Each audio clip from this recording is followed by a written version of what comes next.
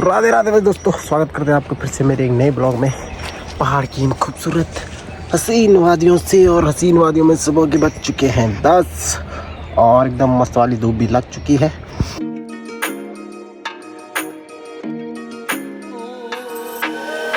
तो I hope आप सब लोग ठीक होंगे, बढ़िया होंगे, मस्त होंगे, चकाचक होंगे, और जहाँ भी होंगे व्यस्त होंगे। बाकी हम लोग भी बढ़िया ही हैं।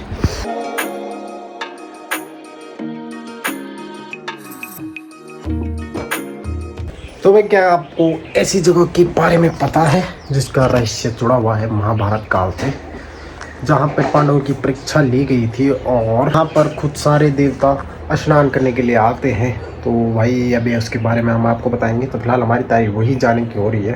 तो कितनी दूर है, कैसे कैसे आप जा सकते हैं, वो सब आपको वीडियो में मिलेगा आगे। तो बने रहिए हमारे साथ। फिलहाल हम तैयार होते हैं वहाँ जाने के लिए। तो दोस्तों, हम तैयार हो चुके हैं और चलते हैं फटाफट से अपने गंतव्य स्थल की ओर, और आपको भी दिखाते हैं कि क्या सीन है। फिलहाल हो चुके हैं 10:40 हमको घर में, और हमको जाना है करीबन 40 से 45 किलोमीटर। तो देखते हैं बा कितने समय लगता है हमको। पैदल तो लगभग कम ही है, 2.5-3 किलोमीटर। तो चलते हैं और आपको बताते हैं कि कहाँ से जाना है और क्या क्या करना है। तो भाई फिलहाल हमारे साथ 2 और मेहमान जुड़ गए, एक ही है और एक और है। तो भाई पहले हम 2 थे, अब 4 हो गए हैं। क्यों भाई, कौन थे? ये भी आ रहा हमारे साथ। तो आप साइकिल में अब 4 हो गए। अब थोड़े और मजा आएगी ट्रैवलिंग में। थोड़ा लंबा सफर है, तो शाम को आने के लिए ठीक हो जाएगा।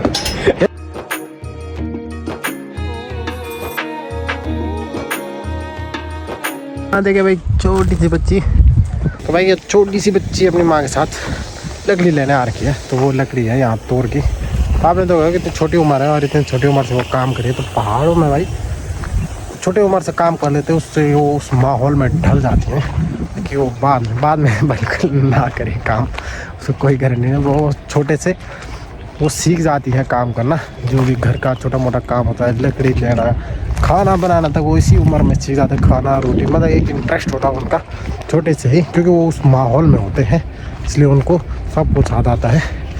तो अपने बच्चों को जरूर लाएँ गाँव में, ताकि उनको भी रोटी बनाने आ जाए। नहीं तो कुछ लोग बाहर रहते हैं, तब पता ही होगा कौन है।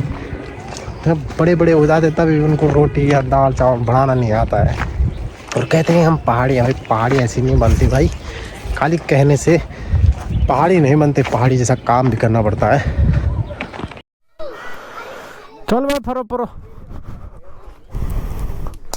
वो 6 रन शॉट हम भी खेल लेते हैं। ये कौन सी वीडियो?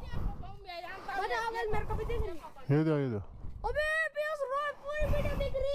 हाँ, ये तो है एजे ब्लॉग्स।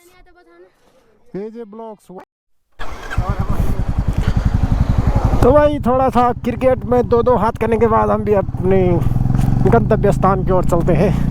तो फिलहाल हम अभी हैं गांव वाली रोड पे। तभी हम यहाँ से चलेंगे तिलवाड़ा से हम जाएंगे उखीमठ केदारनाथ हाईवे पे, और उखीमठ पे तो वहाँ से अब आगे आपको रास्ता बताएंगे कि कहाँ जाना है। पहले हम उखीमठ तक आप बताएंगे।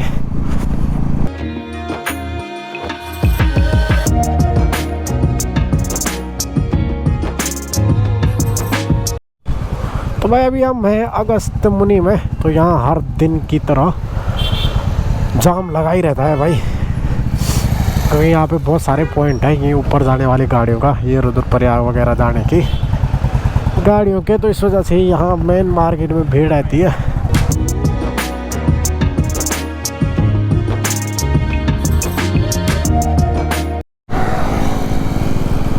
तो भाई हम चल रहे हैं मंदाकिनी के किनारे से, और सामने का नज़ारा देखिए। फिलहाल इस पर जूम करने का ऑप्शन नहीं है, तो जूम करके दिखाते हैं। यहाँ से एकदम क्लियर आपको चौखंबा पीक नज़र आ जाएगा। तो आपके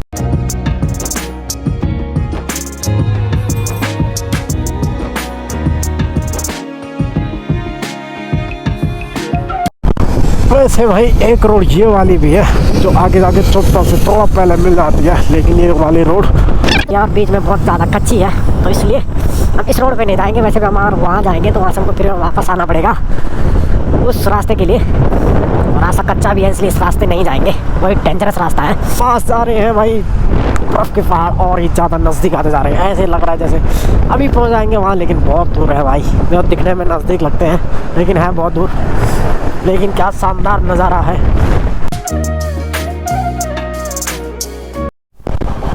तो भाई अभी पहुंच चुके हैं कुंड। तो ये साइड वाली रोड जाएगी गुप्त काशी के लिए, और हमने जाना है उखी मठ के लिए।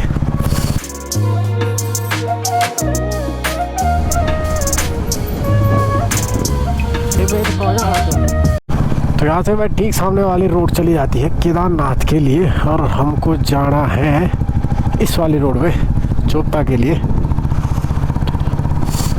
तो ये वाला रोड आपको बद्रीनाथ की भी और ले जाता है। तो जिस बैंड से होके हम अभी आए हैं, इस बैंड का नाम है चुन्नी देवी। तो चुन्नी देवी बैंड है ये। तो चुन्नी देवी बैंड से आगे होके हम चलेंगे उखी मठ के लिए।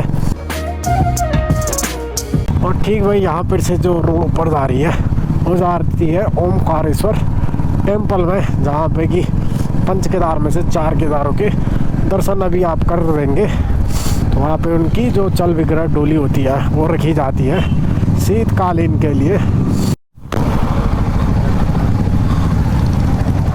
और ये वाली रोड चली जाएगी भाई मध्य महेश्वर धाम के लिए, ठीक मेरे बाएं वाली। और हमने इसमें भी नहीं जाना है। तो फिलहाल मध्य महेश्वर के कबाड़ तो बंद हो चुके हैं। तो वहाँ पे कल ही शायद यहाँ पे डोली पहुँची है मध्य महेश्वर में। तो भाई अभी हम रुके हुए हैं एक होटल में चाय पीने के लिए। हमारे ये खोदी खोदी लोड हो रहे भाई। तुमदा फुल नहीं टी ब्रेक तेरा पाम चला भैया ना गाइस। तो भाई अभी हम रुके हुए हैं चाय पीने के लिए यहाँ पे। इस पे देखिए ये टॉर्च गली ये तो अभी भी हमको कितना किलोमीटर रोला है? 10 किलोमीटर और होगा शायद, लगभग पता तो नहीं है कितना है, पर लगभग होगा उतना ही। ठीक सामने दिखता है भाई चोपता तुंगनाथ, ये वाला पहाड़। तो यहाँ पे 16 नवंबर को बर्फ पड़ी थी, लेकिन अभी बर्फ पूरी तरह पिघल चुकी है। अब तुंगनाथ का प्लान बना रहे हैं किसी ट्रैक के लिए, क्योंकि अभी दर्शन वगैरह तो होंगे नहीं आपको। तो अभी कुछ दिनों बाद आएगा, जैसे आपको पता चल जाएगा कि यहाँ बारिश हो रही है। तो भाई हम उस जगह पे आ गए हैं जहाँ, हाँ तो यहाँ से जाना भाई हमने सारी विलेज के लिए।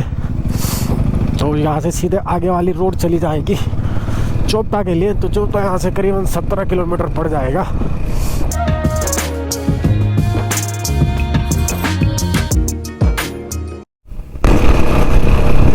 और भाई लोगों यहाँ देखो भाई क्या ही मस्त करके टेंट वगैरह बन रखे हैं स्टे के लिए।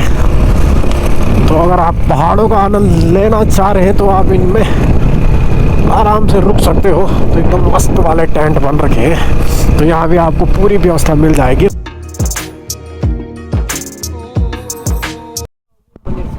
अरे मंदिर थोड़ी सी तो यार ये बॉडी था पूरा बॉडी देवरे ताल जाओ पैदल बाटो काकची पार मुझे ओ धन्यवाद।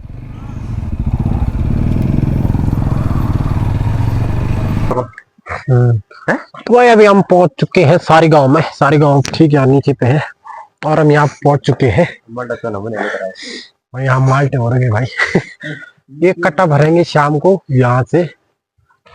तो यहाँ पे हमने फिलहाल गाड़ी वगैरह लगा दी है, अब इससे आगे चलेंगे। है? तो ये है भाई प्रवेश द्वार देवरिया ताल का, इतना बड़ा बड़ा लिखा हुआ है, तो आपको अंदाजा हो जाएगा कि कहाँ से जाना है। तो आपको थोड़ा मार्केट से थोड़ा आगे आना पड़ेगा, बाकी आपको दाएं साइड पे ये दिख जाएगा देवरिया ताल।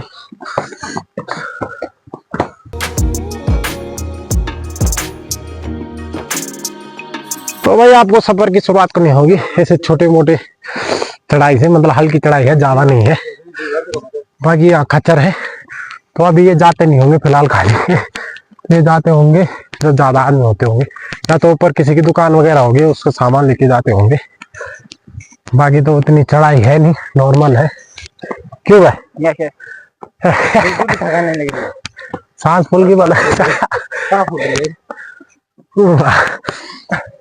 और यहाँ नीचे देखो भाई, कई खूबसूरत जगह पे बसा हुआ है सारी गांव। तो ये पूरा सारी गांव है यहाँ पे। और रास्ते में थोड़ा आगे बनते ही आपको मिल जाएंगे भाई होम स्टे वगैरह यहाँ पे। और यहाँ पे और होटल वगैरह भी, खाने पीने की सामग्री यही मिल जाएगी। तो अगर आप कुछ खा के नहीं आए तो रास्ते में आपको भूख लगे तो आप यहीं से खा सकते हैं। बाकी आप रहना चाहते हैं तो यहाँ भी रुक सकते हैं। बाकी भाई जिनके पास हमारी तरह पैसे वगैरह कुछ नहीं है, उनके लिए ये पुराने वाले घर है, इस छानी में रह सकते हैं, फ्री है। नहीं में था ना तुम। अब फिर खाली इसमें क्या करना पड़ेगा, आप गाय भैंस होंगे उनके साथ रहना पड़ेगा भाई।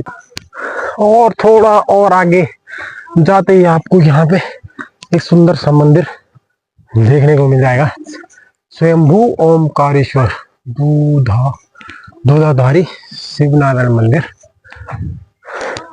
तो ये स्वयंभू मंदिर है। स्वयंभू मतलब ये होता है कि जो अपने आप प्रकट हुआ होगा यहाँ पे शिवलिंग, तो उसको बोलते हैं स्वयंभू मंदिर। रास्ते में जाते जाते आपको भाई माल्टो के दर्शन होने वाले हैं। माल्टो के साथ एक खूबसूरत फूल इस पेड़ पे लगे हुए हैं, उसका पेड़ का नाम तो नहीं पता, लेकिन आपको ठंडी ठंडी छांव के साथ रास्ते का आनंद लेना है और आगे बढ़ना है, क्योंकि ज्यादा दूर है नहीं, 2.5 किलोमीटर करीब ये रास्ता है। और रास्ता ऐसा होने वाला है, थोड़ा हल्के से चढ़ाई है, उतनी ज्यादा नहीं है।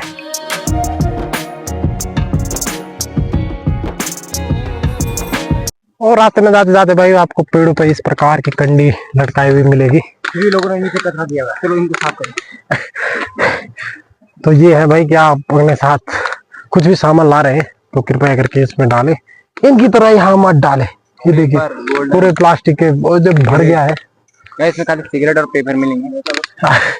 सबसे ज्यादा इसमें सिगरेट रखी हुई है, तो कृपया करके ऐसे ना करें, नीचे ना फेंके। इसलिए हम अपने साथ कुछ नहीं लाए ना पानी की बोतल, लेकिन आप कहीं भी ट्रेवल कर रहे हो तो अपने साथ पानी की बोतल अवश्य रखें। और हमारे साथ इतना काला कचरा है। तो भाई यहाँ 200 और 200 मीटर पे आपको दुकानें मिल जाएंगी। तो एक दुकान, 2 दुकानें यहाँ पे, एक यहाँ पे है ताऊ जी की, और एक फिर यहाँ पे है। तो आपको भूख लगे आप कहीं पे भी खा सकते हो, लेकिन हम खाएंगे नहीं, हमको भूख भी लग चुकी है। हमारे बाबा ऐसे नहीं गाइस।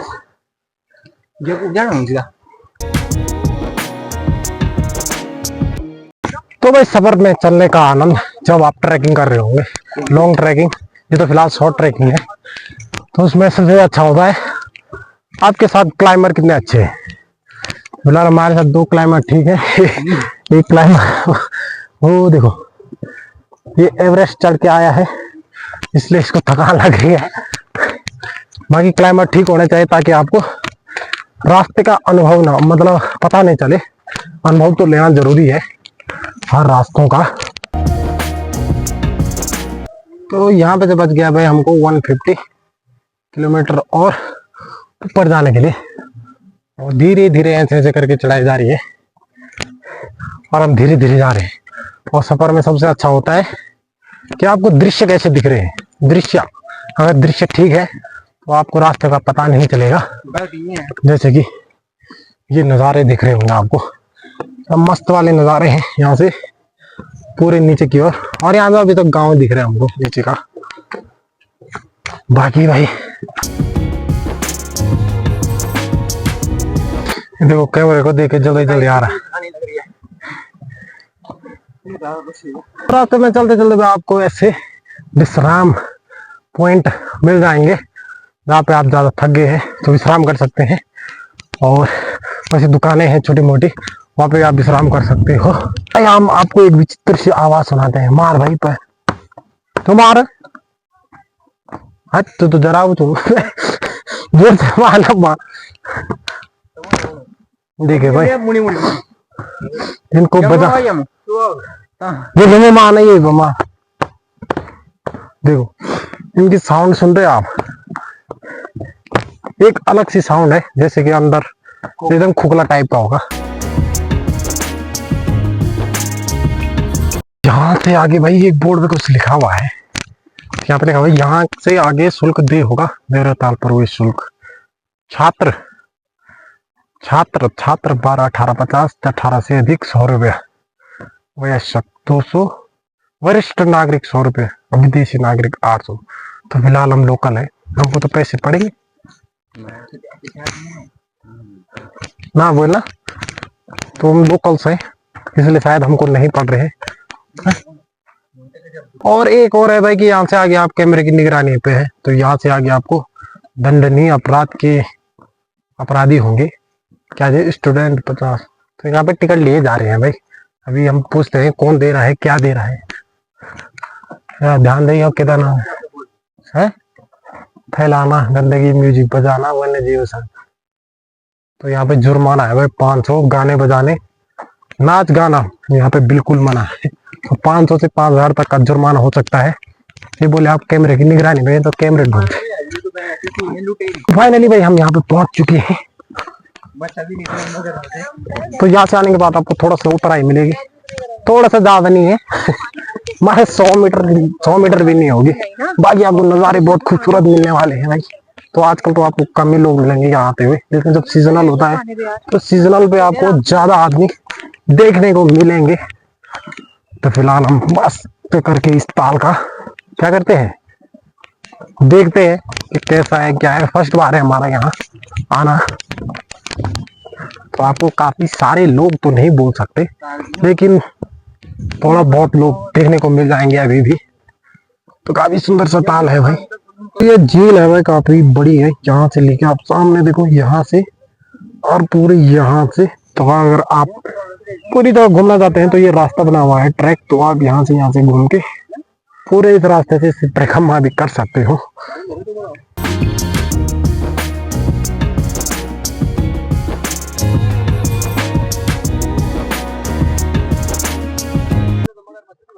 मगर मत का एक फोटोग्राफर देखे यहाँ पे इतने नीचे जा रहा है। एक मेरे फोटोग्राफर, मैं आपको फोटो दिखाऊंगा आप उस पे, तो देखना कि कैसी फोटो खींच रखी है। फिलहाल मैं आपको इस ताल के बारे में थोड़ा बहुत बता लेता हूँ, तो आप पकड़िए। तो भाई जो ये पीछे आप मेरे ताल देख रहे हैं, इसका जो कहानियों के अनुसार है तो ये महाभारत काल से जुड़ा हुआ है। तो यहाँ पे कहानी के अनुसार ये भी है कि जब भीम को प्यास लगी थी, इस रास्ते गए थे वो, तो उन्होंने अपने गदा से मार के ये ताल बनाया था। एक कहानी ये भी है, और एक कहानी ये है कि यहाँ पे देवता जो भी है, इंद्र जो भी जितने भी देवता लोग हैं, वो स्नान करने के लिए यहीं पे आते थे। और एक कहानी और है कि यहाँ पे जो यक्ष थे, उन्होंने जो युधिष्ठिर को भीम ने ये ताल बनाया था, तो उसके बाद उन्होंने पानी पीने की आज्ञा नहीं दी थी। तो जो यक्ष थे उन्होंने उनसे कुछ सवाल पूछे थे, वैसे आपने महाभारत में देखा ही होगा। तो वो यही ताल है जिस पे उन्होंने प्रश्न पूछे थे, और प्रश्न पूछने के बाद ही उन्होंने इस ताल का पानी पीने के लिए उनको आज्ञा दी थी। और एक कहानी ये भी है कि इस ताल की गहराई अभी नापी नहीं गई है कि ये ताल कितना गहरा हो सकता है। तो पौराणिक कथाएं हैं भाई, कुछ भी कहा जा सकता है। बाकी मोटा मोटा हमको जितना पता था यही पता था इस बारे में। बाकी भाई यहाँ के सीख सामने का चौखम्मा पर्वत और ये बादल से ढकी हुई चोटियां इस ताल पे चार चांद लगाती है और एक सुंदर सा आवरण बनाती है, जिसको देखकर आपको मजा आने वाला है। तो आपकी यात्रा जो है व्यर्थ नहीं जाने वाली है, मजा ही आएगा। बाकी ताल भाई बहुत ऊंचाई पे है, तो मेरे को लग रहा है ये उत्तराखंड का है शायद सबसे ऊंची मीठे पानी की झील है। बाकी आपको भाई इस ताल के चारों ओर देवदार के पेड़ मिल जाएंगे। तो ये देवदार के पेड़ है, तो देवदार के पेड़ ही वहां होते हैं जहाँ हाइट होती है, मतलब ठंडे इलाकों में सबसे ज्यादा होते हैं ये वाले पेड़। तो यहाँ पे आपको वैसे मिल जाएंगे। तो यहाँ देखिए भाई देवदार के पेड़ के नीचे क्या मस्त वाला नजारा है। यहाँ फोटो शूट के लिए काफी मस्त इलाका है। तो यहाँ पे हमने कुछ थोड़ी बहुत फोटो लिए हैं जो आपको मिल जाएंगी हमारे, इसी पे दिखा देंगे आपको।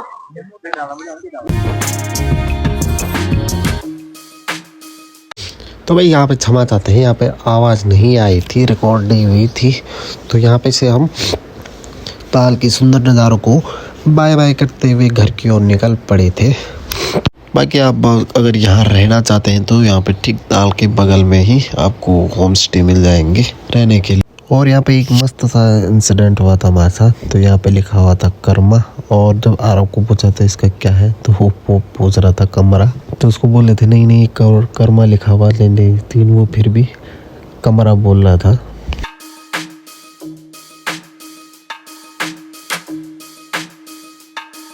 तो बाकी भाई अभी हम वहाँ पे पहुँच चुके हैं जहाँ पे हमने अपनी यात्रा शुरू की थी यहाँ से। और कहीं यहाँ ऊपर है वो टॉप में देवरिया ताल। तो हम अपनी यात्रा करके फिलहाल नीचे आ चुके हैं। 6 किलोमीटर का सफ़र। तो बीच में एक क्लिप थी, उन दोनों क्लिपों पे आवाज़ आई नहीं, जिसमें कि बहुत खतरनाक वाली थी वो हम।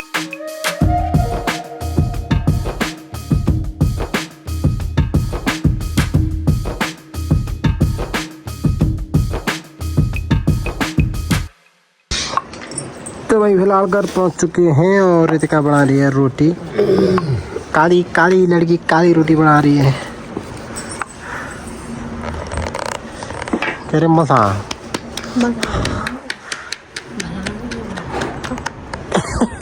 अरे रामो रे इतनी काली लड़की। तो गाइस भाई खाना खाने का टाइम हो गया है। फिलहाल खाना आ चुका है। चीज़ काली खा रही है, बाकी में बहुत ठंडा लग रहा है।